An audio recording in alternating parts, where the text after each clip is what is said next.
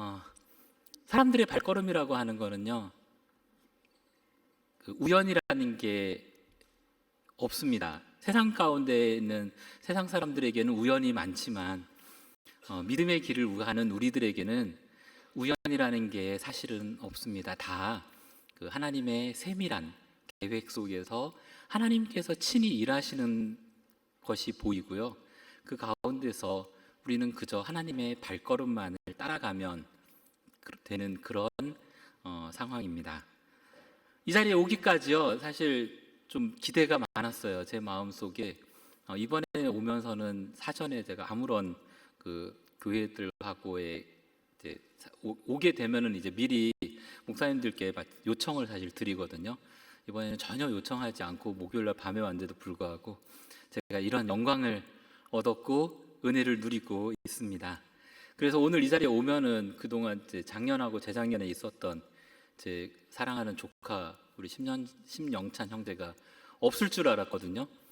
광주에서 학교를 다니게 될 거고 없는 줄 알았는데 오늘 온다 그러더라고요. 그래서 또 이렇게 하나님이 인도하시는구나 라는 기쁨도 가지고 있습니다. 이 자리에 왜 제가 우연이라는 게 없다고 했냐면요, 다윗이 골리앗을 이긴 거는 어쩌면 대부분 아실 겁니다. 모르는 분도 있을 수 있겠지만은요, 사실 제가 재작년에는 요 31절부터로 설교했었는데 오늘 오히려 앞으로 와서 설교를 하게 됐는데요, 다윗과 골리앗의 전쟁을 놓고 보면 많은 사람들이 참 우연히 이렇게 됐구나 라고 생각하기 쉽습니다. 왜냐하면 다윗은 어린 나이였고 전쟁터에 나갈 수가 없어가지고 아버지 인데 있다가 아버지 심부름으로 전쟁터에 왔다가 골리앗이 소리 지르는 걸 보고 열받아갖고 나가서 싸워서 죽인. 근데 오늘 이 21절부터 우리 20절부터 보다 보니까요, 다윗이 우연히 나간 게 아니고 하나님이 다윗을 이렇게 하나하나씩 세워나가는 그런 장면을 보게 됐습니다. 20절에 보면은요, 다윗이 아침에 일찍 일어나서 양 지키는 자에 맡기고라고 했죠. 근데 우리말 성경에 이 맡기고 하면은 그냥 이렇게 잠시 이렇게 부탁하는 그런 형태라서 이게 그 원어 히브리어의 그 뜻이 약화된다 그러더라고요. 그래서 이게 뭔가 하고 사전을 찾아봤더니 이 맡기고라는 말은 사실은 버려두고라는 뜻을 가지고 있어요. 왜냐하면 똑같은 단어가 28절에 큰형 엘리압이 말을 합니다. 다윗에게 노를 바라여 이르되 내가 어찌하여 이리로 왔느냐, 들에 있는 양들을 누구에게 버렸느냐라고 돼 있어요. 맡겼느냐고 돼 있죠, 한국말은. 어쨌든 다윗이 왜 이게 버렸느냐가 중요하냐면요, 다윗은 사울왕 앞에서 이 이후에 보면은 자기가 양들을 어떻게 돌봤는지가 나와요. 곰이나 사자나 이런 맹수들이 오면은 자기가 목숨 걸고 가서 싸워서 빼앗아 왔다는 거예요. 이건 무엇을 뜻하냐 하면 이스라엘이라고 하는 하나님의 양을 하나님이 그동안 어떻게 이끄셨는지를 말씀하는 비유예요. 비유라고 하기는 오해가 있으니까 그것을 상징적으로 다윗을 통해서 보여주고 있습니다.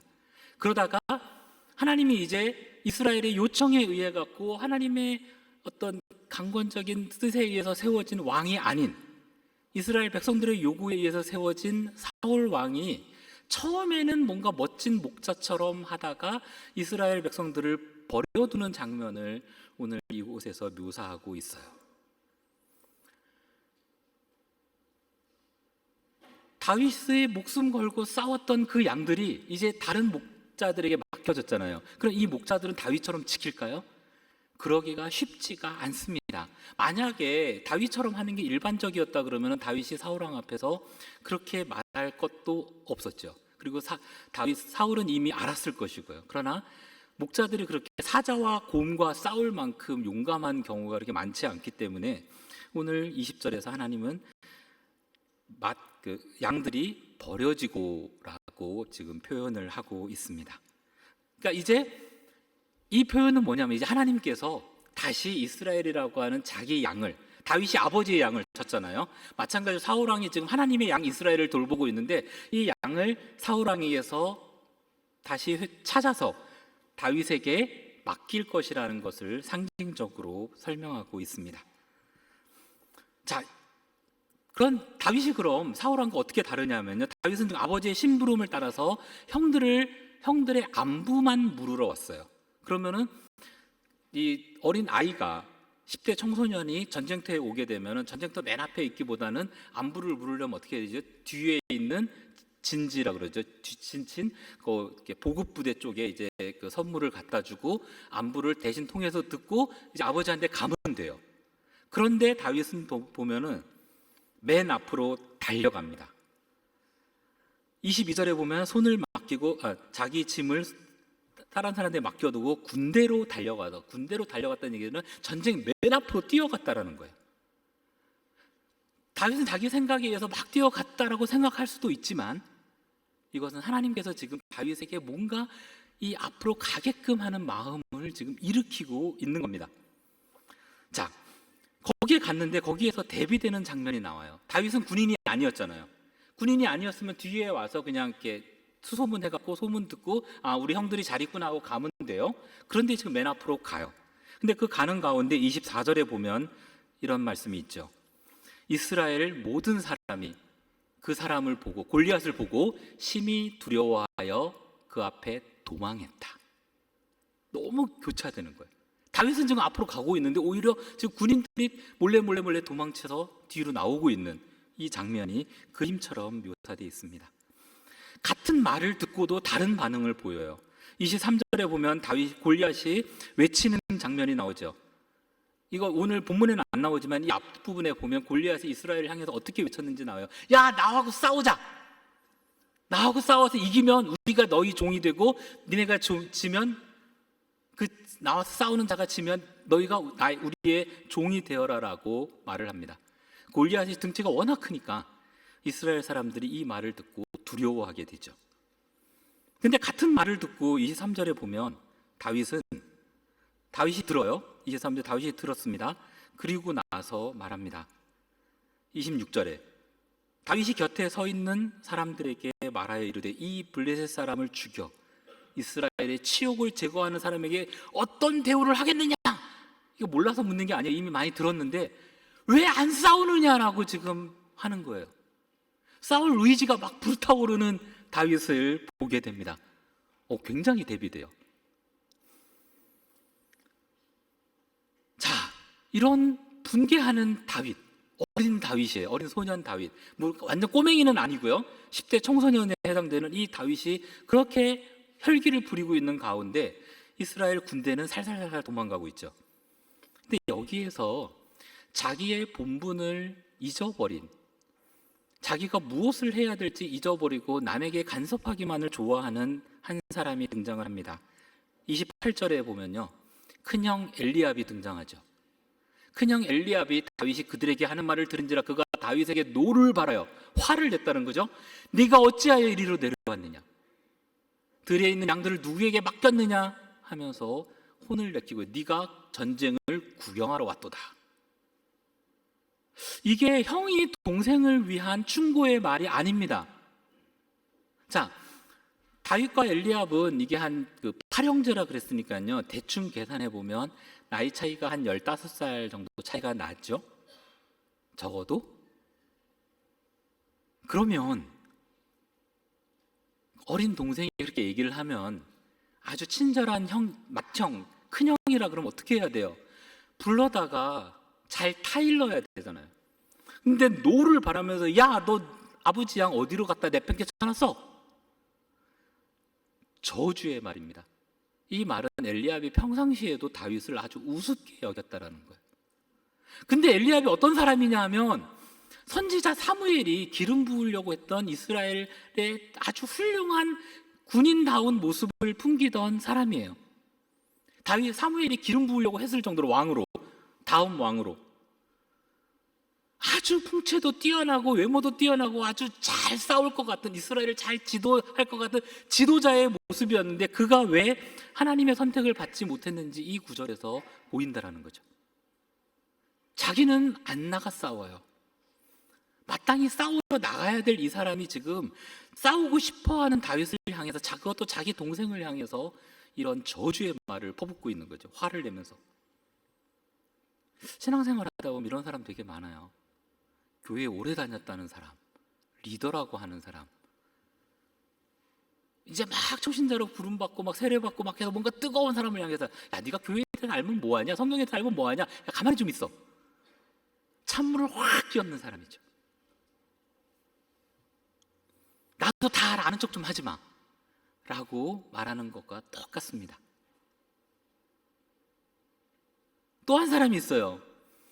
그러니까 사무엘이 엘리압을 보고 아주 반한 거는 우연이 아니거든요.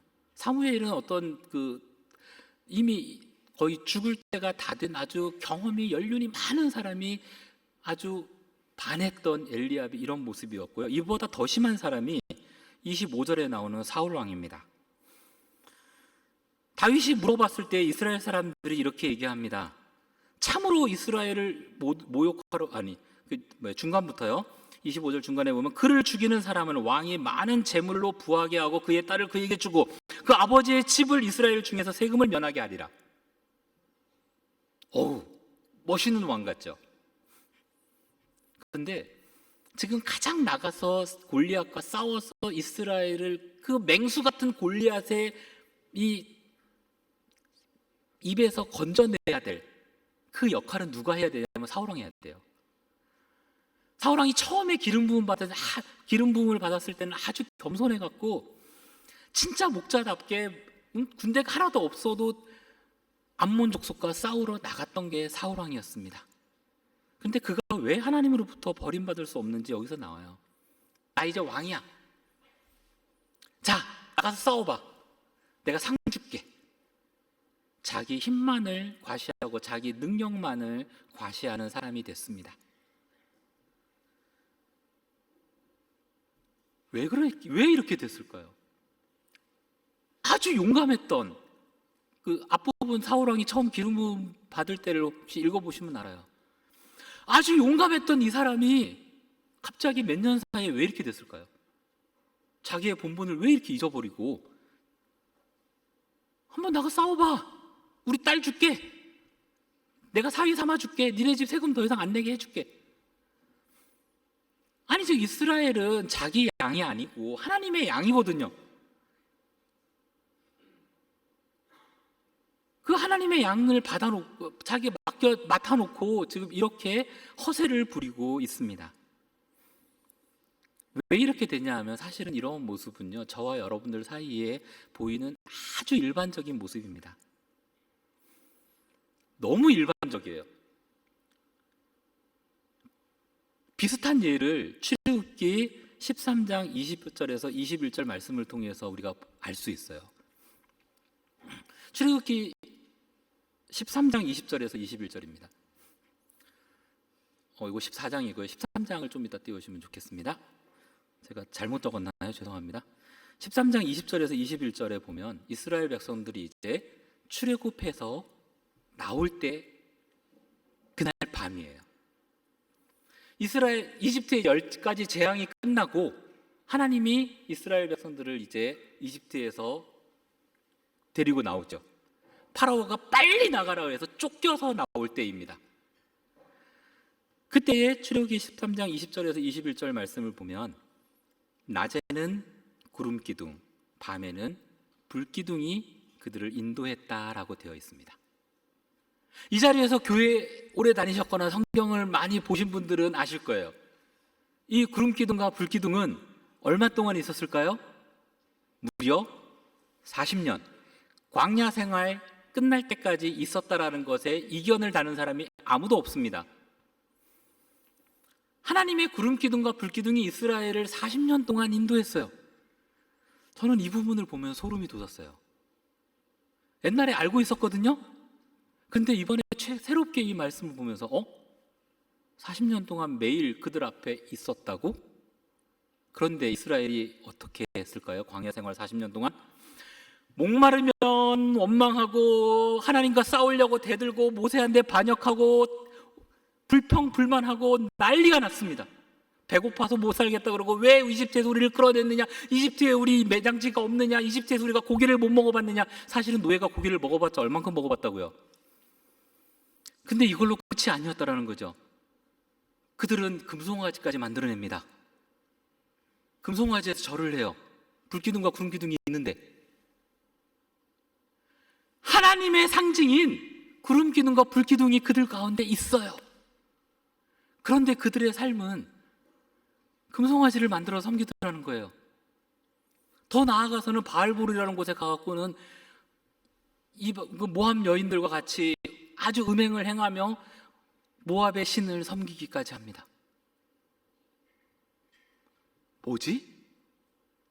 왜 이러는 걸까요? 하나님을 몰라서가 아니에요. 하나님이 없어서도 아니고, 이 구름기둥과 불기둥이 단순히 우리는 길 안내 역할을 했다라고 생각을 하잖아요. 많은 사람들이, 저도 그렇고 그것만 사실 아는데, 성경을 보면 또 다른 게 또 있다는 걸 우리가 너무나 잘 알아요. 영화에서 아마 봤을 거예요. 첫날 하나님이 이렇게 구름기둥을 세웠다 그랬잖아요. 광야의 길을 며칠을 갔어요. 가다가 그 불기둥을 따라가다가 이상한 게 왔죠. 뒤에서 갑자기 함성 소리가 들려요. 그러면서 뒤를 딱 돌아봤더니 구름기둥 비슷한 뭐가 솟아올라요. 파라오의 군대가, 그 당시 세계 최강의 군대가 이스라엘을 쫓아서 전쟁을 하러 오는 것이 아니라 살육을 하기 위해서, 잔인하게 죽이기 위해서, 원수를 갚기 위해서 와요. 무슨 원수? 자기들의 첫째가 죽은 것에 대한 원수. 자기 첫째 아들이 죽은 것에 대한 이 미친 듯이 달려오는 이집트 군대가 뒤에 오고 있어요. 근데 이거를 가장 두려워한 게 모세입니다. 그때 하나님이 하신 일이 뭐였냐 하면 불기둥을 뒤로 옮겨요. 이집트 군대와 이스라엘 백성 사이에 존재하고, 그날 밤이 새도록 그 세계 최강의 이집트 군대가 단 한 명도 이스라엘을 공격하지 못하도록 불기둥이 지켰습니다. 이스라엘 백성들이 그것을 봤어요. 그리고 홍해 바다가 갈라져서 땅이 마를 때까지 불기둥이 있었다라고 성경에 기록되어 있습니다. 그럼 구름기둥과 불기둥은 단순히 낮에 시원하게 하고 밤에 따뜻하게 해주는, 그리고 나침반 같은 역할을, 내비게이션 역할이 그치는 게 아니라 그 장면을 이스라엘 백성들이 다 봤단 말이죠. 미친 듯이 계속해서 소리치고 있는 저 이집트 군대가 자기들에게 하나도 못 오는, 불기둥만 있으면 우리는 두려울 것이 없다, 무서울 것이 없다, 저것이 우리를 구원했구나 라는 것을 알았는데 순식간에 이상한 일을 하는 것을 봅니다. 자, 왜일까요? 정말 제가 이걸 깊이 묵상해 보세요. 왜 이러지? 근데 그 순간 거울에 비친 저의 모습을 보는 것 같았습니다. 성경의 이스라엘 백성들의 모습은요, 바로 저와 여러분들의 모습입니다. 왜 이러냐 하면 익숙해져서 그래요. 너무나 익숙해서, 맨날 봤기 때문에. 처음에 볼 때는 우와 했는데 자꾸 보다 보니까 오늘도 있구나, 저게 하나님이야. 익숙해지면 잊어버려요. 여러분 맨날 보는 부모님이 여러분들에게 얼마나 귀한 존재인지 매일매일 감사하며 오늘도 부모님 감사합니다라고 진심을 다해서 고백하는 분 있으세요? 제가 생각할 때 있으면 거기 정신과 가서 진료를 좀 받아야 됩니다. 안 그래요? 익숙하면. 공기가 익숙한 것에 대해서 감사하는 사람 아무도 없잖아요. 익숙해지면 잊어버려요. 하나님의 존재를 우리는 익숙해지면 이렇게 잊어버리더라는 겁니다. 제가 결혼하기 전에 독일에서 그 대학 생활하고 대학원 생활하면서 이제 대학원 때부터 이제 전도사로 사역을 했는데요. 저는 나름대로 자부심이 있었습니다. 혹시 모르시는 분들을 위해서 다시 한번 말씀드리면, 저는 이 한성교회에서 이제 하나님을 만나고 세례를 받고 목사에 대한 꿈을 가지게 됐었거든요. 주일학교를 통해서. 교만이 하늘을 찔렀어요. 결혼하고 나서 근데 독일로 갔어요. 근데 제 기억상으로 한 열흘 만에 제 믿음이 무너지는 것이 보이더라는 겁니다. 한국 이 자리에 머물러 있으면은요, 내가 신앙 좋은 줄 알아요. 시스템이 잘 돼 있어서 익숙해졌거든요. 거기에 물론 그렇지 않은 분들도 있겠죠. 그렇지 않은 분들은 내가 믿음이 좋다라고 생각 안 할 거기 때문에 괜찮습니다, 오히려. 근데 나는 신앙이 좋아, 나는 리더야 라고 하는 우리 형제 자매님들 잘 생각해 봐야 됩니다. 내가 진짜로 하나님께 매일 감사하고 있는지, 매일 하나님이 주시는 살아있는 은혜가 내게 있는지 생각해 봐야 돼요. 한 달 전에 코스테라고 하는 유럽 여학생 수양회에 가서 이제 청년 지도 목사를 했었거든요. 이제 20대 초중반 그리고 30대 초반까지 우리 조원들이 한 13명 정도 있었는데요. 이 형제 자매들이 저하고 제가 예전에 경험했던 똑같은 경험을 이야기를 하더라고요. 그래서 제가 그에서 알려줬어요. 왜 그런지. 뭐냐 하면 일주일에 한 번 예배하는 것만으로 신앙을 세울 수가 없더라는 거예요. 한인교회들이, 유럽에 있는 한인교회들이 대부분 거의 한 7, 80% 일주일에 딱 한 번 예배하고 그걸로 끝이에요. 그러고 나니까 뭔가 채워지지 않는 뭐가 있는데 그냥 일주일도 안 돼갖고 자기 신앙이 완전히 무너지더라는 거예요. 저 역시 경험을 해봤고요. 유학생 신분으로 갔었기 때문에요.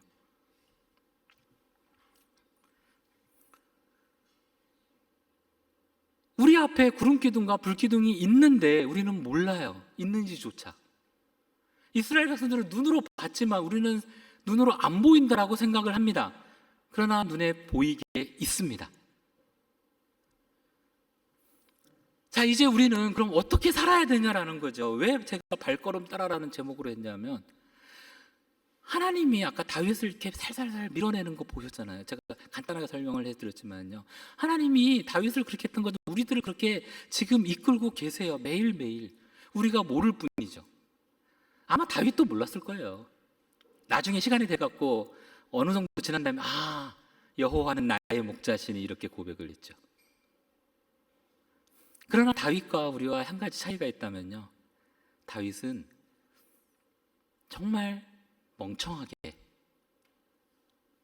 우직하게, 또는 좀 모자라게 하나님의 뒤를 잘 따라갔던 사람입니다. 첫 번째로 우리가 무엇을 해야 되냐면요, 나의 정체성을 알아야 돼요. 내가 누군지를 알아야 됩니다. 26절 오늘 본문에 보면 다윗이 곁에 서 있는 사람들에게 말하죠.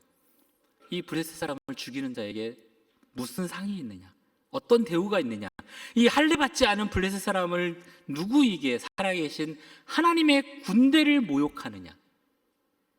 이 하나님의 군대라 그러면 이스라엘 백성이에요.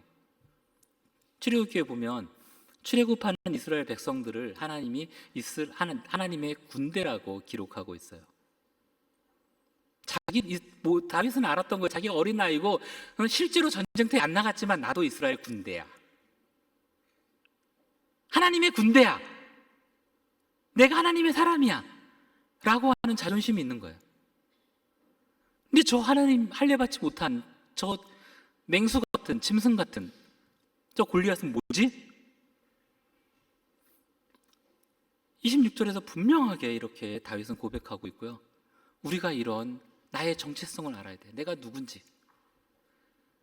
부족하면 부족한 대로 알아야 되고요, 잘났으면 잘난 대로 알아야 되고요. 내가 누군지를 아는 게 너무나 중요해요. 요즘 여러분들은 제가 알기로 수능 볼 때 그거 한다고 알고 있어요. 자기소개서 같은 거 아닌가요? 제가 알기로 그렇게 들었는데 너무나 소중합니다. 여러분들이 사실 매일같이 그것을 하나님 앞에서 쓸 필요가 있어요. 내가 누군지. 두 번째로는요, 말보다 행동이에요.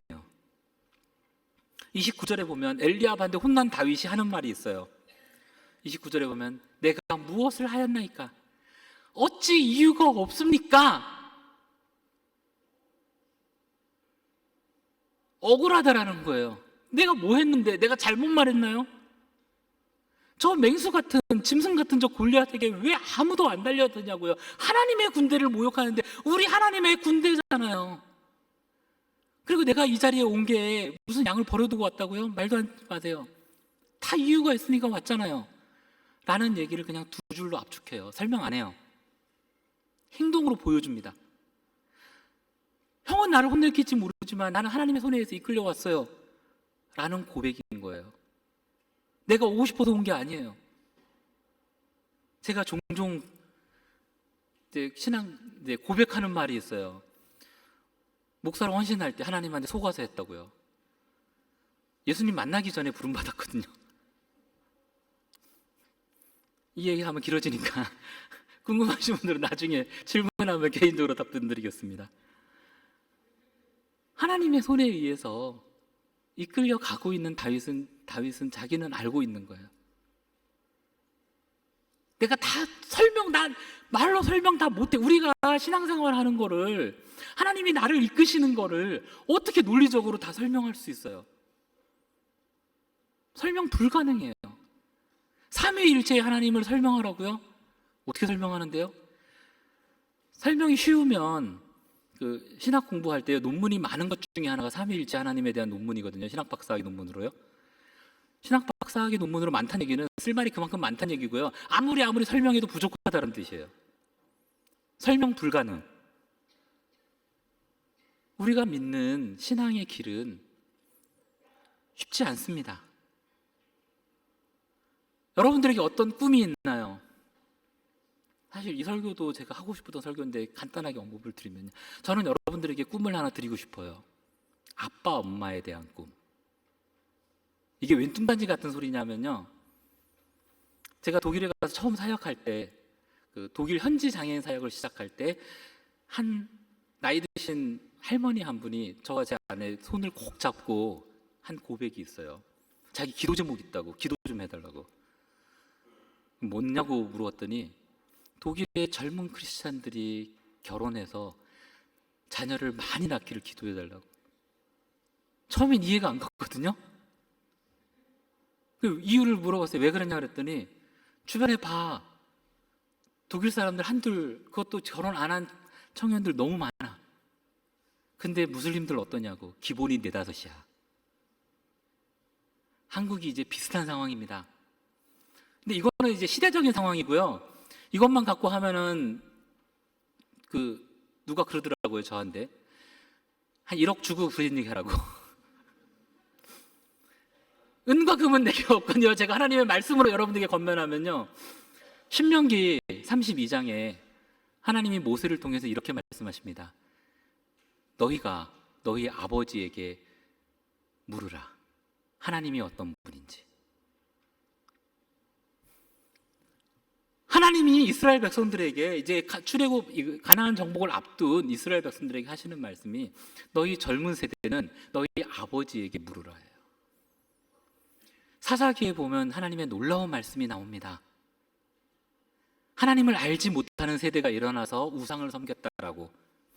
그 하나님을 알지 못하는 세대가 무슨 3대, 4대, 5대 들어가고 몇백 년이 지난 세대가 아닙니다. 사사기의 시작은 온니엘이라고 하는 첫 번째 사사가 나오는데요, 이 온니엘의 장인어른이 누구냐 하면 여호수아와 함께 이집트에서 나와서 가나안 땅에 들어간 유일한 2인 여호수아와 갈렙의 사위예요.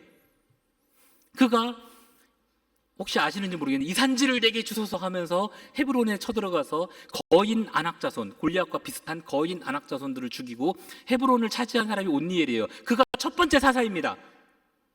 이 얘기는 뭐냐면 온니엘이 살아있는데 전쟁을 경험했던 1세대가 완전히 다 죽지 않았는데 이미 다음 세대, 즉 전후 세대도 아니고 전쟁을 어렸을 때 경험한 세대들이 이미 하나님을 버렸다라는 거예요.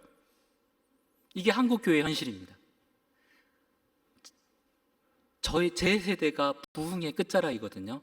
제가 왜 속았냐 하면 간단하게 언급드리면요, 강원도 시골 산골에서 밤 12시간, 14시간 기차 타고 서울에 와갖고 여름 성경학교 딱 갔는데요, 이사 와갖고 한성교회 그때 어른이 한 200명에서 300명 될 때인데 주일학교 학생이 1,500이었어요, 성경학교 때.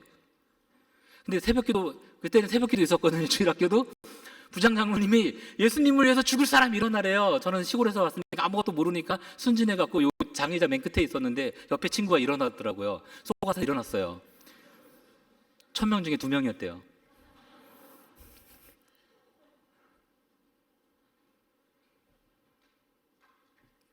그때 사람이 그렇게 많았던 저희 세대인데 요즘 여러분들의 세대는 어떻습니까? 이미 청년들을, 제가 충격적인 얘기 들었어요. 한국의 청년들은 미전도 종족이다. 복음화율 3% 이하. 100명 중에 3명 다니면 많이 다닌다라는 거죠. 한성교회 청년들이 많다고 청년들이 교회를 안 다니다가 여러분들이 더 잘할 겁니다. 주변을 보면은요. 말보다 행동이 중요합니다. 내가 어떻게 살아야 되느냐라는 거죠. 본업에 충실해야 돼요. 내가 지금 하고 있는 일에 충실해야 돼요. 여러분들에게 꿈은 저는 그래서 부모 세대예요. 내가 자녀가 됐을 때 내 자녀에게 내 신앙을 전수하리라. 강압적으로 하는 게 아니라, 이게 여러분들의, 아까 그랬잖아요. 여러분 세대가 복음을 모르는 건 저희 세대의 잘못입니다. 왜냐? 우리 세대까지는요, 사실은 강압적으로 하는 게 되게 많았거든요. 야, 우리 때는 하면서 라떼라 그러죠? 찍소리 못하고 엄마 아빠 옆에 앉아 있었어. 그러니까 교회 와서 앉아 있어. 설명을 안 해줘요. 하나님이 누군지. 성경에 분명히 너희 아버지에게 물으라, 부모에게 물으라 그랬는데 부모에게 물을 대상이 없다라는 걸 저는 조카들을 통해서 경험했거든요. 한국 교회, 그렇다고 해서 우리 세대의 잘못이라서 죄는 아닙니다. 왜냐? 몰랐기 때문에 어떻게 전수하는지를. 교육의 방법이 바뀌었고 세대가 너무 빨리 바뀌었어요. 그렇기 때문에 여러분들은 좋은 부모에 대한, 정말로 내가 경험한 하나님을, 내가 삶 가운데서 경험한 하나님을 전수해 줄 수 있는 좋은 부모에 대한 꿈을 갖기를 비전을 드립니다. 이거를 위해서 기도했으면 좋겠어요. 아무리 세상이 결혼하기 힘들고 자녀 양육이 힘들고 나 혼자 살기 벅차고 노후가 보장되지 않는다 할지라도요, 우리는 하나님의 뜻대로 살아야 되잖아요. 믿음의 길을 가야 됩니다.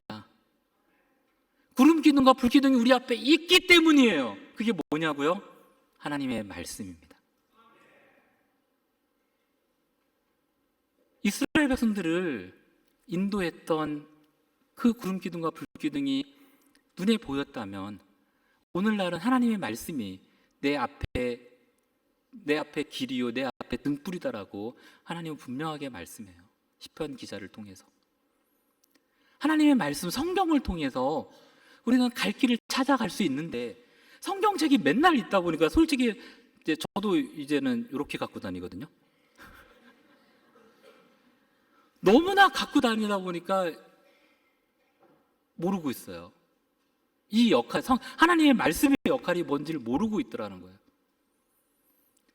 그래, 이거 하나님의 말씀이야. 이 말씀은 살아있어. 근데 삶 속에서 경험이 안 되어지는 거죠. 아까 베네만 사역을 하게 된 이유가요, 현재 장애인 사역을 클래식 연주자들과 함께 했었거든요. 하나님이 이것을 통해서 그렇게 일하실지도 사실 몰랐어요. 제가 원래 독일에 가기 전에는 대학로에서 뮤지컬 하는 게 꿈이었거든요.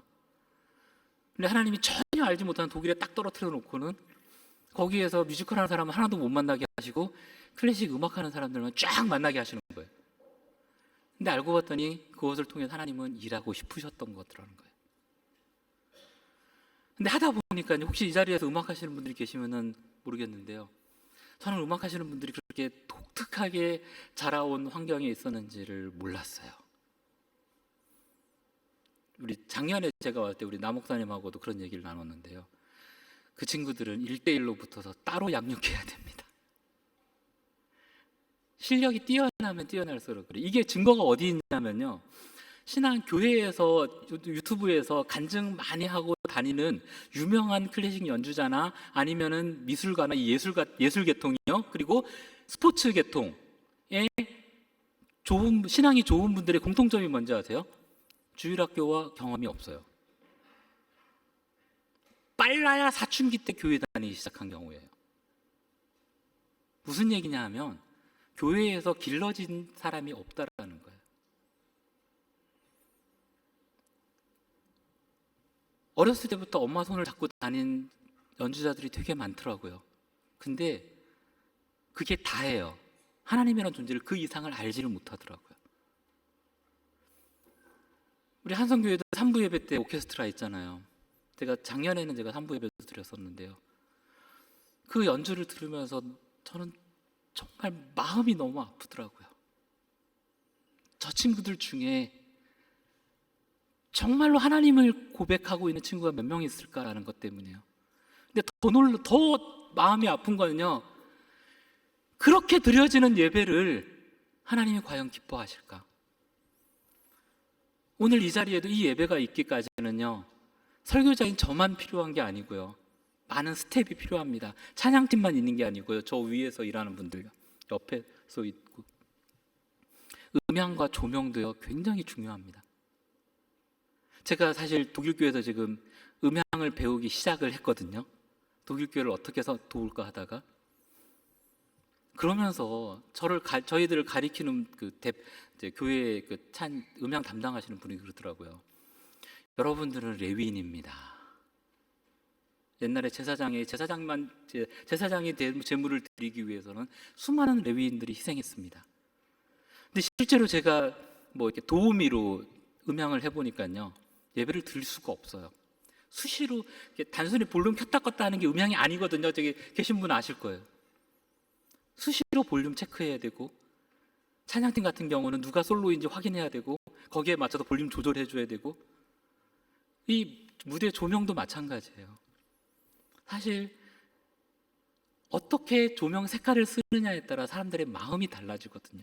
그러니까 이 사람들에게 어떻게 말씀으로 이들을 깨우치고, 이 사람들이 어떠한 하나님의 나라에 대한 비전을 가졌느냐에 따라서 우리가 예배해야 될 이 예배의 자리가 달라질 수 있어요. 찬양팀만 그런 게 아니고요.